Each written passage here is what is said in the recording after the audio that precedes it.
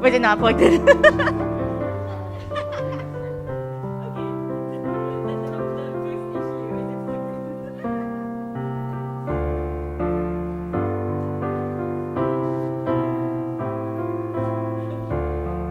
Test.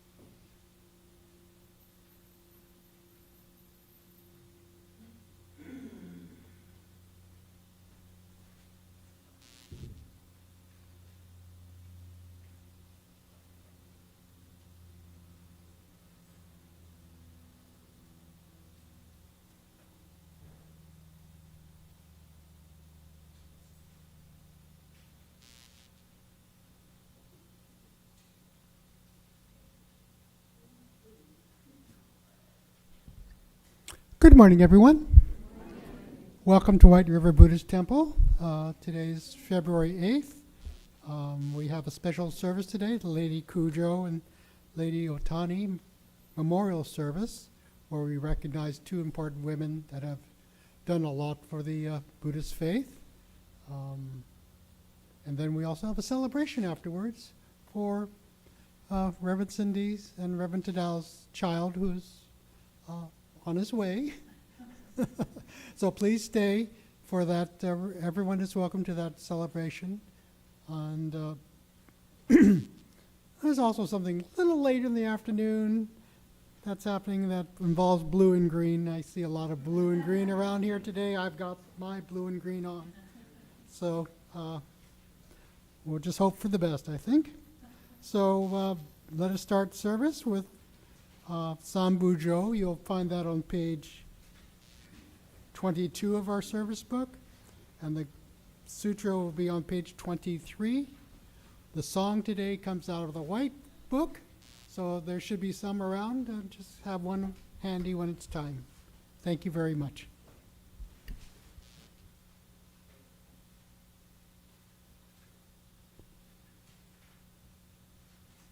Can I ask everyone to please put your palms together in gasho, or bow your head in contemplation and respect, as we say together, Namo Amida Butsu, I take refuge in Amida Buddha.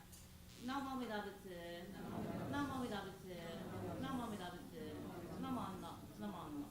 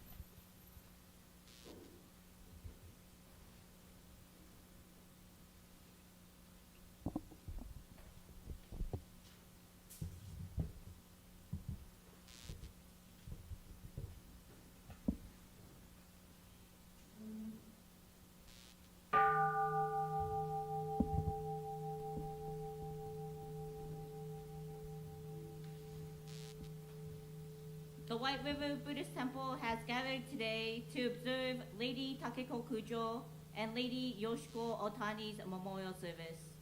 Both women helped to create the Buddhist Women's Association, as well as women as encourage our sanghas to help our surrounding communities. It is with great reverence that we remember the lives of these women of Jodo Shinshu, who encourage us all to turn towards Amida Buddha and say with reverence, Namo Amida Butsu, I take refuge in Amida Buddha.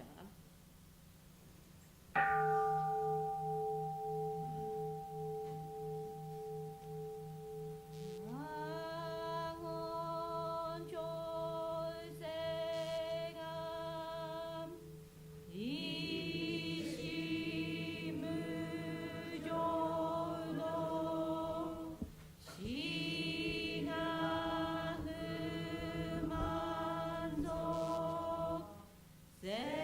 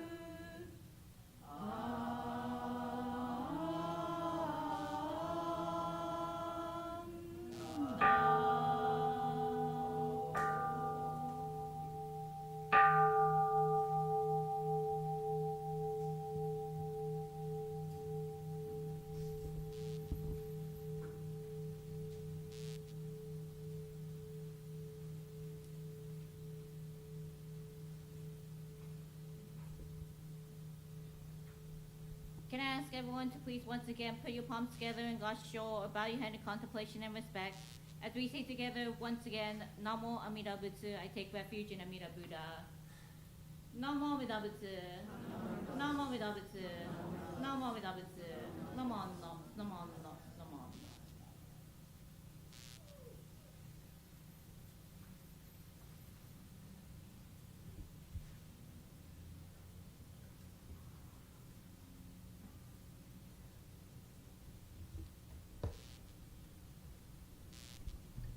Will those who are able, please rise. We will have the reading of the three treasures, which is found on page 3 of the purple book.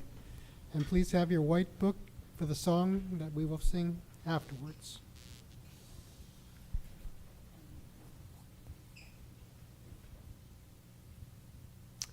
Three treasures. Fortunate is it to be born into human life. Now we are living it. Rare is it to encounter the teachings of the Buddha. Now we hear it. If we do not seek the truth of the Dharma in this life, in what life shall we find it?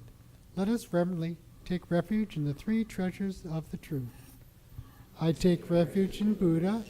May we all together absorb into ourselves the principle of the way to enlightenment and awaken within us our highest aspiration. I take refuge in Dharma. May we all together be submerged in the depth of the Dharma and gain wisdom as deep as the ocean. I take refuge in Sangha. May we all together become units in true accord, in a life of harmony, in the spirit of universal brotherhood, freed from the bondage of selfishness. Even through ages of myriad of kalpas, hard is it to hear such an excellent, profound, and wonderful teaching. Now we're able to hear and receive it. Let us thoroughly understand the true meaning of the Tathagata's teachings. Namo Idabats, Namo Idabats, Namo Idabats, Namanda, Namanda, Namanda. Now we will have our song or gatha, which will be accompanied by the Shirakawa strummers. It's in the white book, page 128, 128, Shinran's family. We do this song or gatha in honor of Ishini and Kakushini, whose service is today.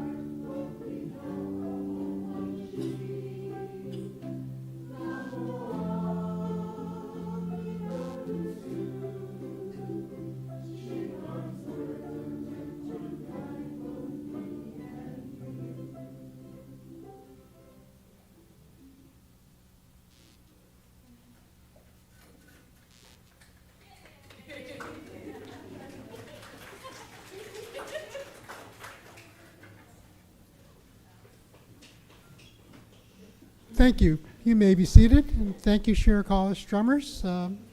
Having live music is an extra benefit that we have at this temple, whether it's the strummers or our piano accompaniments. It's truly grateful, and I'm thankful for it. It tries to keep me on tune if I can. I can't carry a song too well sometimes. I need a handle. So, everyone's seated? Great. And we will have a Dharma message from Reverend Sarah.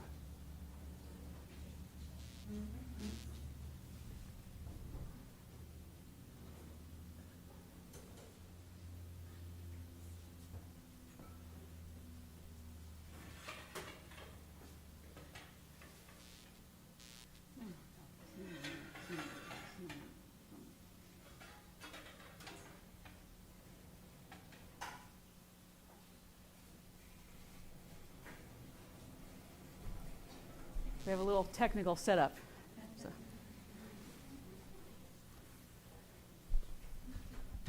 You guys didn't want to stare at me the whole time, so I made some pretty slides for you.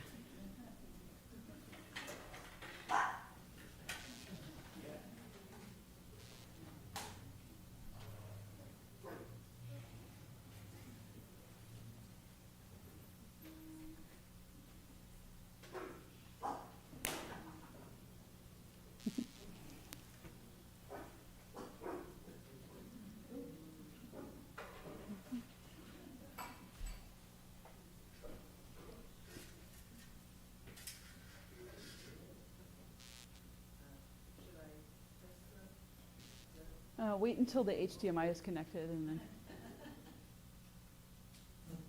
Roger's got it down. You can actually leave the laptop up there once you click start, because the clicker will work from your seat. Ruth was kind enough to be my clicker for today.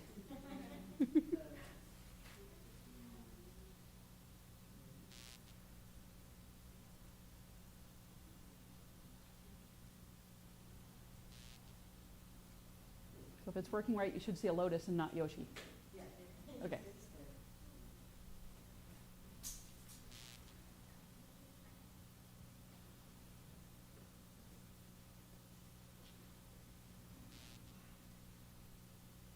Right, all good? Okay.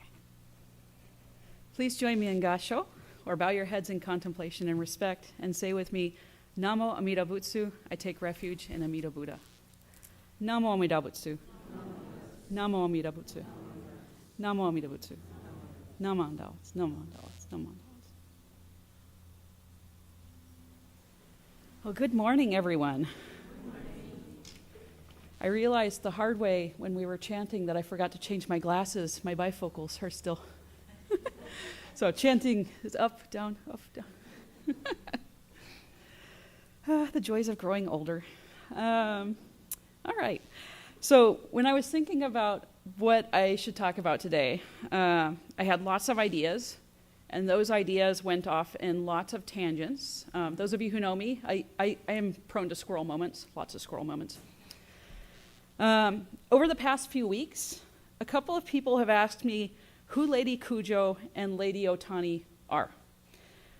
They weren't familiar with these women or with their accomplishments, other than kind of the vague tie to, oh, they have something to do with the Buddhist Women's Association. So I would like to introduce you to each of these incredible women, and then share my thoughts on their legacy and what it means for all of us.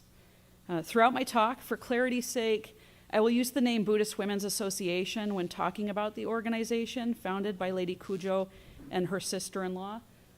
We'll talk about the original name on one of the slides, I promise. All right, so let's start with Lady Takeko Kujo. Next slide, please.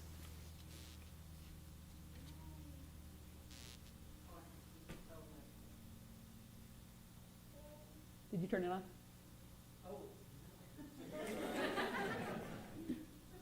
Noise test with the laser.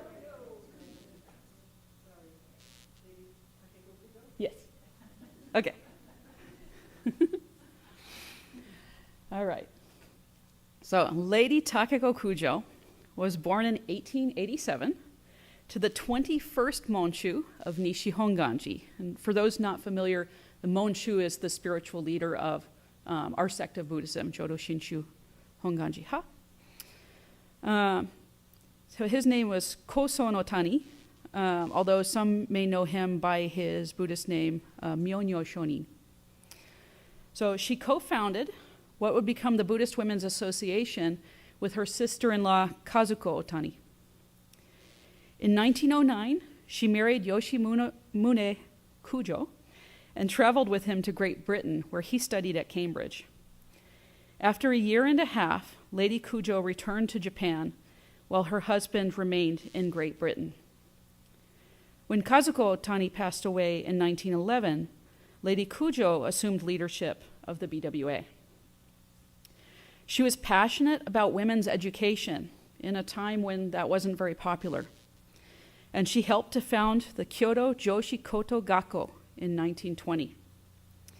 This later would become the Kyoto Women's University in 1949 and continued to offer higher education for women, with the educational foundations being in Buddhist teachings. What we see most visibly nowadays from Lady Kujo is her poetry. She was a very well-established poet and wrote several poetry collections. One of those collections, I have the books here if anybody wants to look at them after service. So the collection that's in here are actually poems that she wrote while she was separated from her husband. So it was a very difficult time for her to be separated from him. They loved each other very much. And so she actually wrote about missing him, and she wrote a lot about her Nembutsu faith. So if you want to see those particular set of poems, they're in this book with the tab.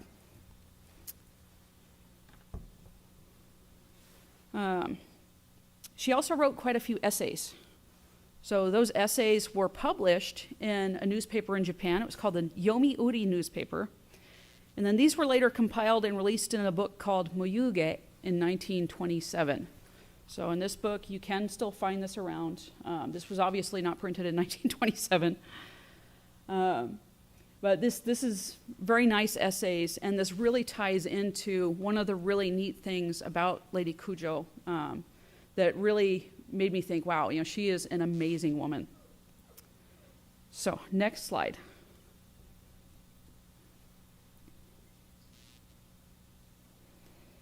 All right. Should be seeing an earthquake? Okay, cool. Well, not cool, but technical glitches, got to make sure they're not there. Okay, so on September 1st of 1923, there was an estimated 7.9 magnitude earthquake that hit off the southern coast of the Kanagawa prefecture. A fire broke out, and a large number of the predominantly wooden structures were engulfed. An estimated 105,385 people perished in the earthquake and fire. Lady Kujo dedicated herself to relief efforts for the survivors. She helped establish temporary treatment centers and even used the royalties she earned from her book, Muyuge, to fund and build the Asoka Hospital, which was completed in 1930, 2 years after she passed away. Lady Kujo was only 40 years old when she passed away due to becoming ill while doing relief work in the Tokyo slums after the Great Kanto earthquake. But her legacy continues on. We celebrate her legacy close to February 7th, as she passed away on that day in 1928. I would like to share one of her essays with you. I think of all her work and sacrifice when I read it. It is called Work Immortal, and it can be found in the book Leaves of My Heart. So this is another collection of her essays.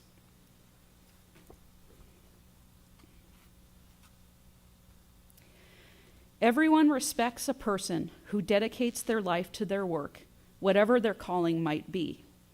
Even if that person never completes their life's mission, we can detect their immortal life through their work. We should not regret the brief time given to us.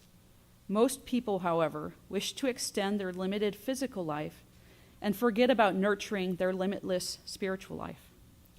Whenever I encounter the eternal teachings of our predecessors or the fine arts they left behind, I am moved by the noble work they were able to accomplish within a short lifetime.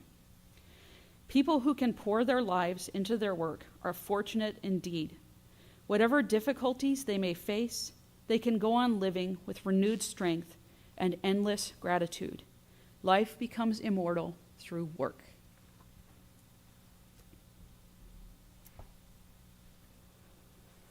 So that essay makes me think of her because she was only 40 years old when she passed away, and because she worked so hard.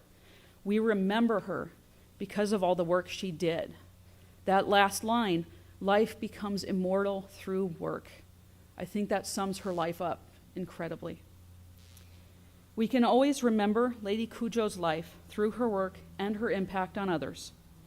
Her tireless work promoting women's education, her relief work after the Great Kanto earthquake, and through all of the beautiful writings she left us today. And of course, our Buddhist Women's Association. She was truly an inspirational person. Now I would like to introduce you all to Lady Yoshiko Ohtani. Next slide, please. Okay. Lady Ohtani was born in 1918 into a nobleman's family and attended the Gakushuin Women's College. She married Kosho Ohtani in 1937. He would become our 23rd Monshu, known as Shonyo Shoni. Since she was the wife of the Monshu, she was considered to be an urakata, or a spiritual leader for Japanese women. After World War II, she helped to not only rebuild, but also expand the Buddhist Women's Association. In November of 1951, she and her husband visited the BCA. This led to a meeting in February of 1952, attended by over 500 people, which led to the founding of the National Federation of Buddhist Women's Association. And that association is still active today, by the way. She also started all of the Japan and World Conferences for chapters of the Buddhist Women's Association, one of which is coming up in Hawaii next year. So I'm going to put that plug out there. Hawaii, Buddhist women. It'll be awesome. You should go. She continued to travel with her husband through much of the 50s, 60s, and 70s, visiting Japanese communities in both the United States and Canada, including a visit to the 75th anniversary for the Buddhist Churches of America in 1974.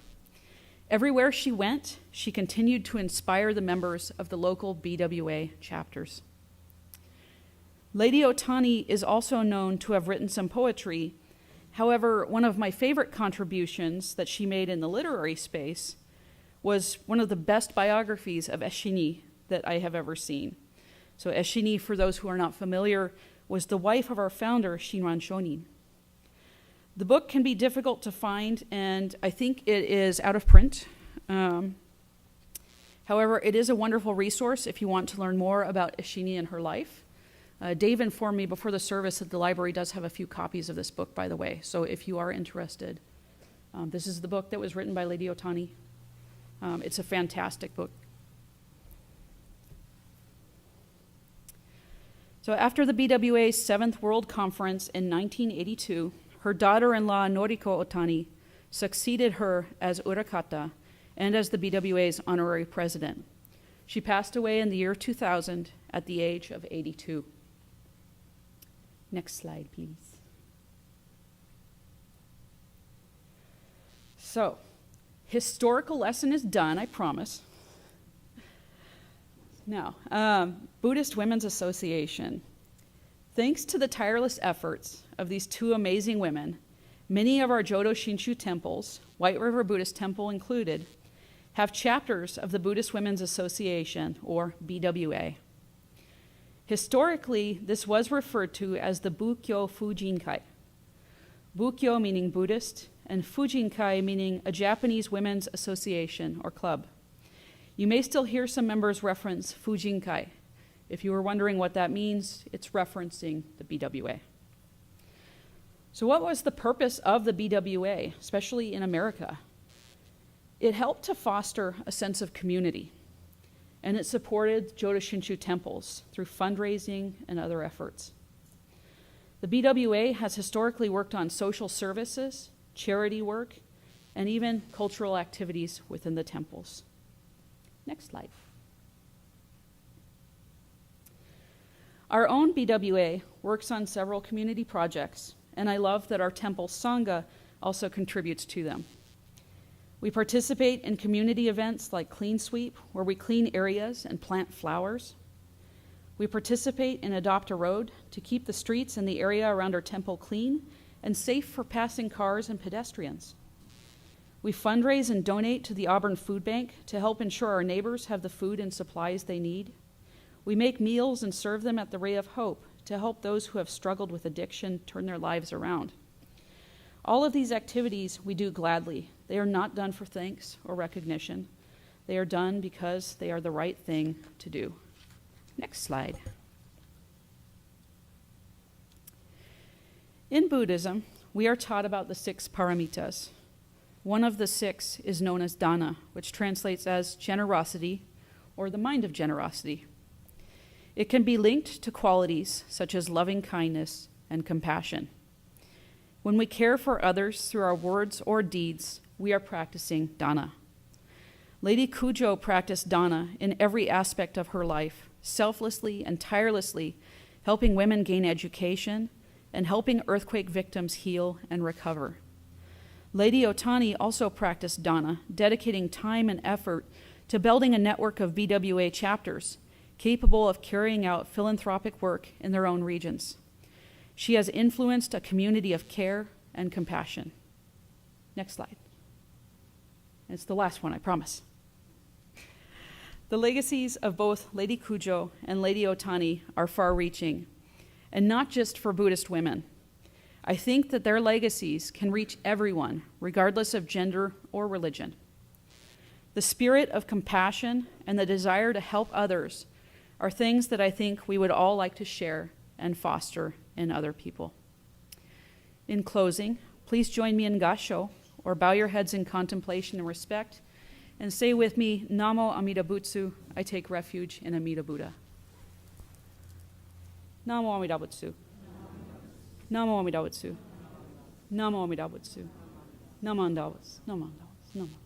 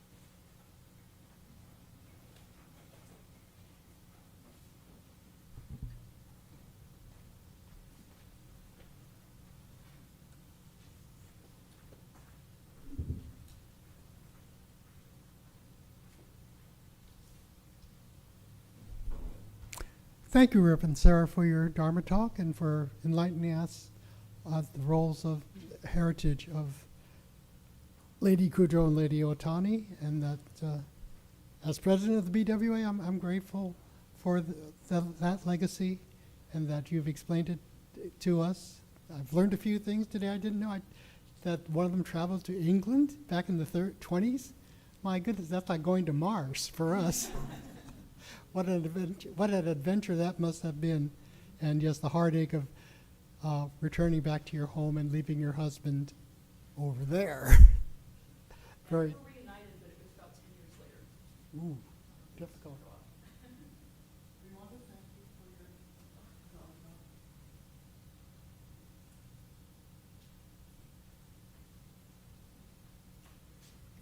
And even though the association's Buddhist Women's Association, we welcome all people, all genders, men. I've gone to women's Buddhist conventions. There are men there too. It's not all women, and they're not. Anyway, well, it's open to all, and it tries to enlighten everybody.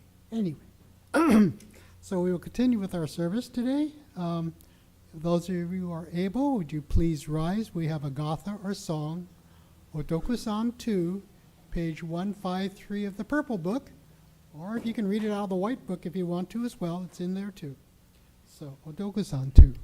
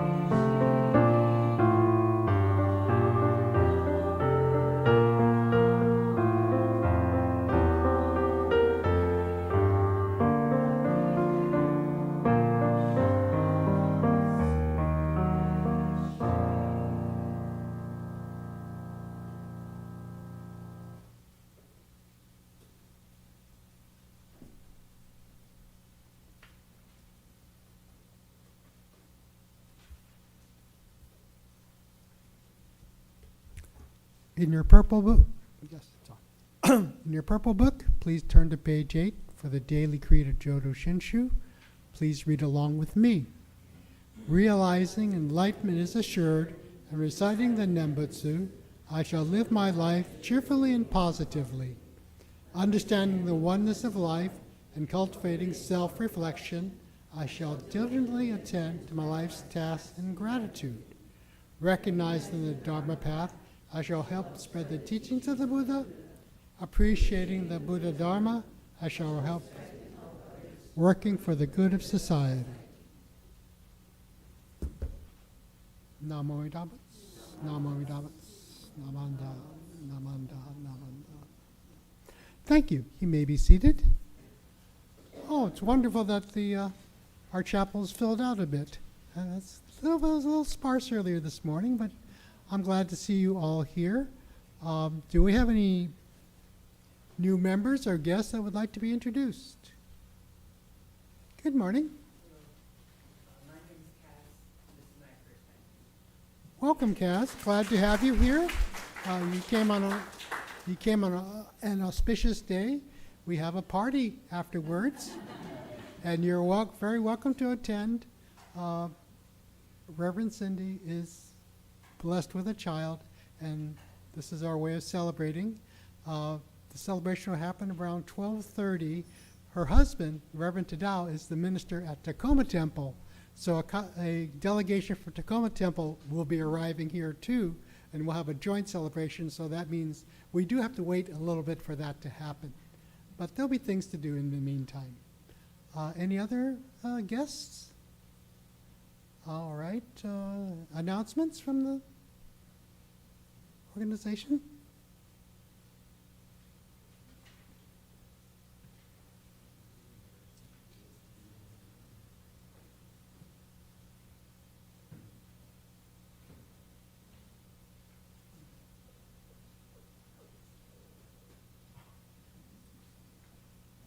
Oh, thank you for your patience. 2 weeks from yesterday, Timeless Classics cooking class. Sign-up sheet in the back hallway. Custard, butterscotch, chocolate. Yes. Thank you.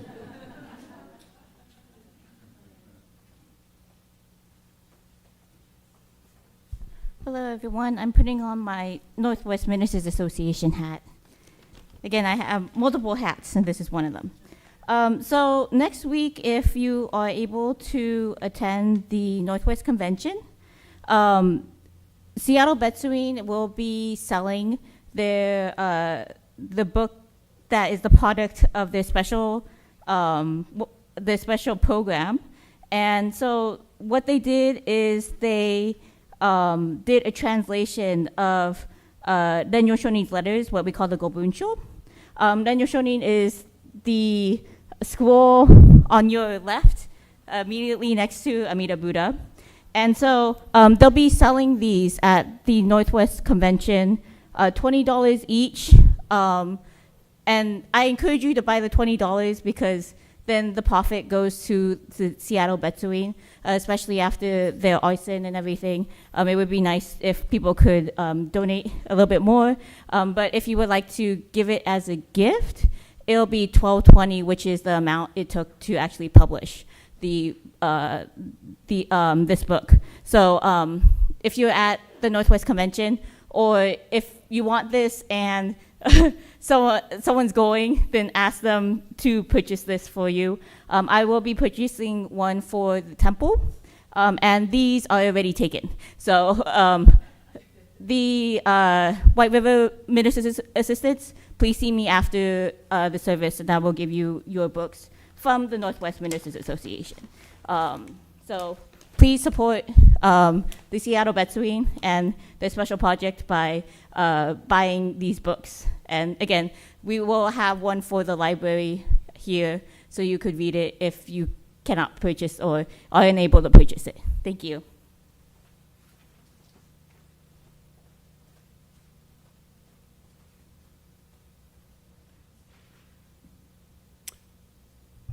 So in preparation for the celebration that will happen after service, if those of you are able-bodied and we don't want anyone straining themselves, we will need the chairs pushed to the side, and tables we will have the celebration in here in the Hondo, because that way, or the chapel, so everybody can see each other. Our multi-purpose room's a little small, and so it's not good. It'd be more unified if we're all out here. So if those of you are able, please help by moving the chairs and going in.